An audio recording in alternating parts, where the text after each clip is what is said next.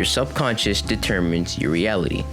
Your thoughts lead to emotions, your emotions lead to actions, and your actions lead to results. The reality in which you live is the result of your mind. Back in 2021, I was a scrawny little high schooler. I was around 5'4" and I only weighed around 120 pounds. Soon, I got tired of being so small, so I decided I was going to take up calisthenics.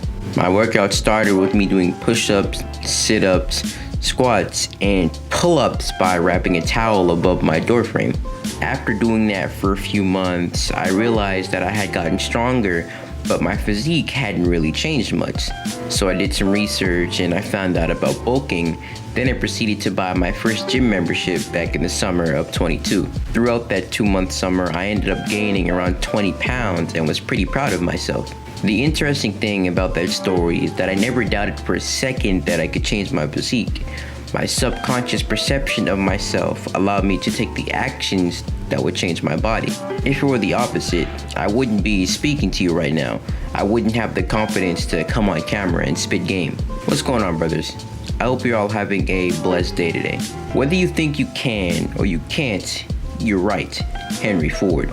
You see, this timeless quote holds profound truth, yet so many of us remain trapped in a prison of self-doubt. Our minds are a battlefield where defeat and optimism are constantly waging war. From childhood, we were bombarded with messages to smother our ambition. You can't do that. That's impossible. Quit dreaming and face reality. It doesn't stop there either.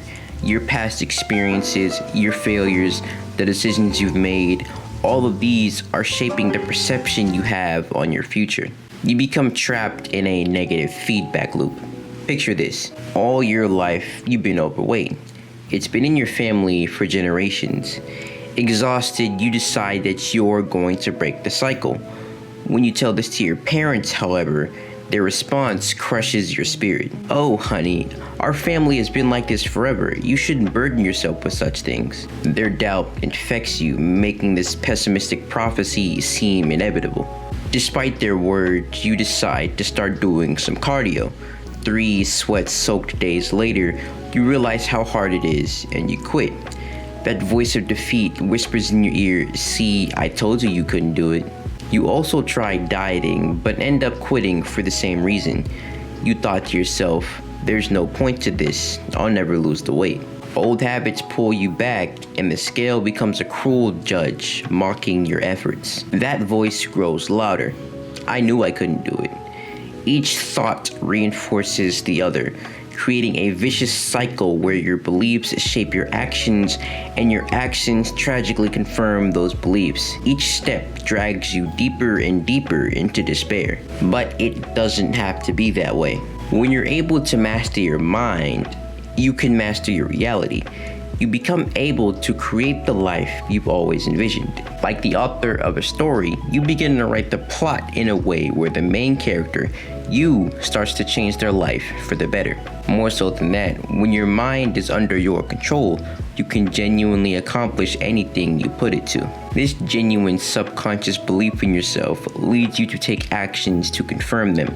When you do, you put yourself on an upward trend, a positive feedback loop. Let's go back to the aforementioned scenario. You're still overweight and your family still believes that there's no cure. Rather than listen to that, however, you believe that you truly can change your weight. You think to yourself, "I can lose this weight and there's absolutely nothing stopping me from doing so." So you embark on your weight loss journey. So you start going on a 1-mile walk every morning, and you also go on a diet. It's difficult at first, but you realize that most things in life are, so you keep pushing. 2 weeks in, you hop on the scale and you realize that you haven't lost any weight. Instead of thinking to yourself, "I knew I couldn't lose that weight," you think, I know it's possible for me to lose this weight, so there's probably something I don't know that's preventing me from doing so." You hit the books and realize that you've been dieting the wrong way. You make the change, and slowly but surely that weight starts to fall off. Eventually, you finally achieve that dream physique, shocking your family in the process. In the second iteration of that story, something interesting happened.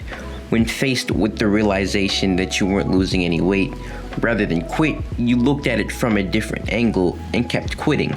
The reason for that is because of your mind, your subconscious. You see, the mind is the lens through which the world is viewed. If you have a negative outlook on life, everything that happens to you will be deemed as negative.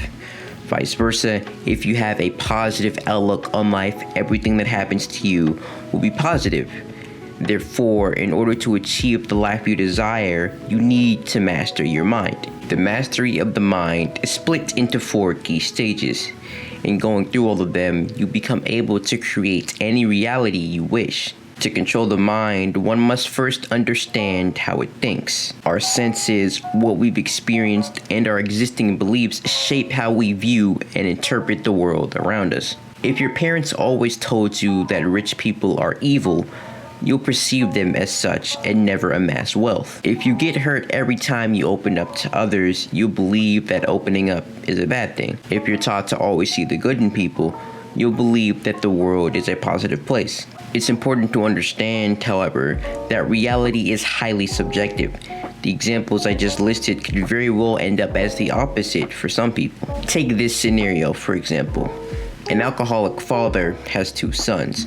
The first son sees this and thinks to himself, my dad's an alcoholic, so I guess I'll become one too.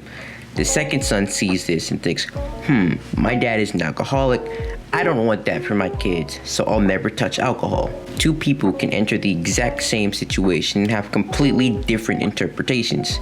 That's because reality is what the mind makes of it.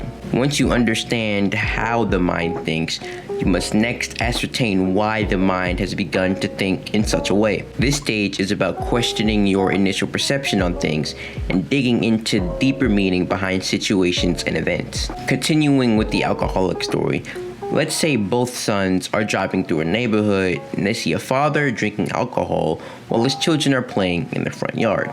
When the first son sees this, he feels the sudden urge to grab a drink himself. But when the second son sees this, he feels this anger and distaste well up from deep inside him. Luckily, both sons are subscribed to my newsletter, which is linked in the description, by the way, so they ask themselves one simple question: why? That 3-letter word is arguably one of the most powerful questions out there. Simply asking why something happens can lead to breakthrough insights that can alter our perceptions of the world. Both sons arrive at the same conclusion: because my dad was an alcoholic. In order to be successful in this stage, one must constantly remind themselves to challenge their assumptions and look at different angles. Once you've gained insight, you need to separate yourself from that initial perception. This is imperative because that initial and often intense thought can hijack how we think and cloud our judgment. Imagine you're presented with a new opportunity in freelancing that can make you massively successful. When you hear about it, you initially think to yourself, I can't ever become successful, and you're getting ready to turn it down. But once you realize that train of thought, you question it.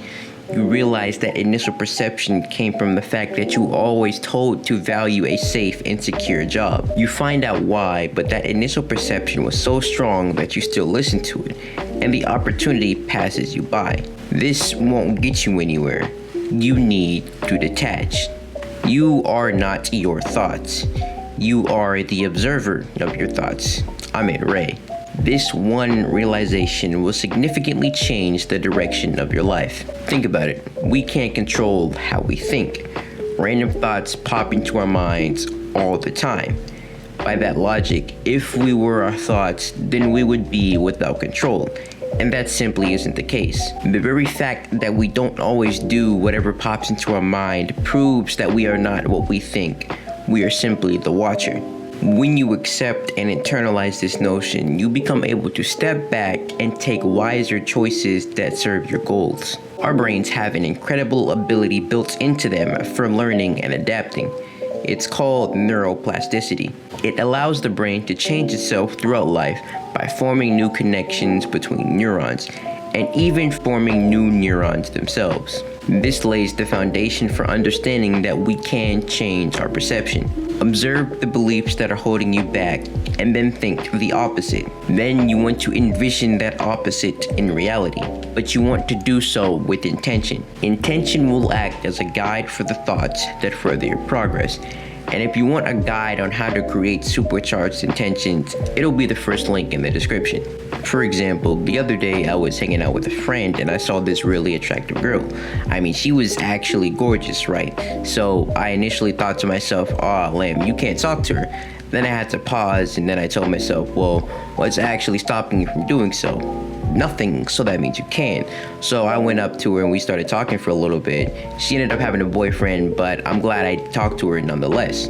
I detached myself from that initial thought and I was able to take action. The mind is everything. What you think is what you become. The Buddha. Why would you think any other way? Why would you willingly keep perceptions that are holding you back? Brothers, imagine a life where limitations melt away. Imagine achieving your goals, not because of luck, but because you forged a mind that refused to accept anything less. Remember, like in the story I told you at the start, I wasn't always strong. I built this body through training, yes, but it began in my mind. That's where the potential is either unlocked or remains buried forever. The 4 stages of mental mastery aren't just an idea. They're a blueprint, the path you must follow to get from where you are to where you want to be. But a blueprint alone doesn't build a house. Knowledge without action is useless. So, take that first step. Let's put the work in. Peace.